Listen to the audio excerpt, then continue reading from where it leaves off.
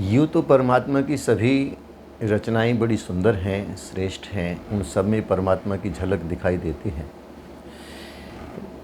लेकिन परमात्मा की सबसे सुंदर, सबसे उपयोगी, सबसे महत्वपूर्ण, सबसे श्रेष्ठ संरचना ये मानव देह है।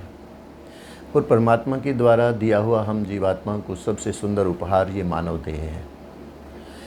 इस मानव देह को सुंदर, सरल, श्रेष्ठ, समर्थ, समृद्ध और सफल बनाने के जो तरीके हैं, जो उपाय हैं, उन्हीं उपायों को 4 वेद, 6 शास्त्रों में अलग अलग ढंग से, अलग अलग तरीके से कहा है। उन्हीं उपायों को दुनिया के समस्त संत, महात्माओं, ऋषि, महर्षियों ने अलग अलग भाषाओं में, अलग अलग तरीक़ों से उन्हीं बातों को कहा है। तो मानव जीवन जो प्राप्त हुआ है, इसको सुंदर, सरल, स्वस्थ, समर्थ, समृद्ध और सफल बनाने का जो भी बेहतर उपाय है, हम उनको अपनाएं और इस जीवन को सुंदर बनाएं।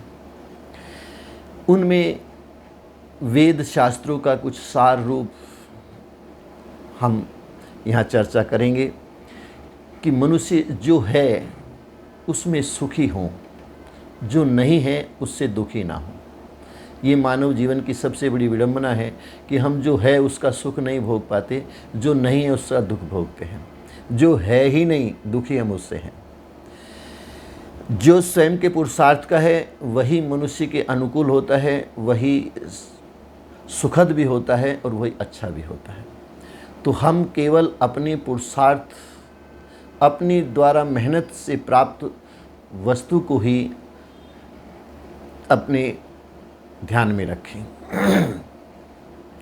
मनुष्य के जीवन में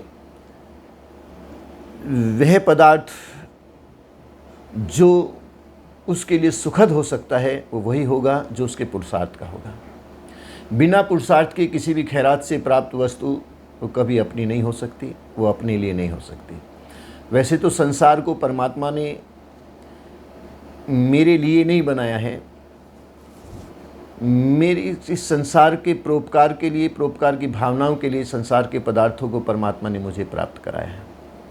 तो उसी भावना से हम उसका सदुपयोग करें, श्रद्धा से, प्रेम से, प्रसन्नता से, जड़ पदार्थों के साथ उनका सदुपयोग करना और चेतन के साथ सद्व्यवहार करना, यानी कि अपने संबंध और कर्तव्यों के प्रति सजग रहना, ये मानव जीवन की सबसे बड़ी उपलब्धि और सबसे बड़ी धारणा और विडंबना है।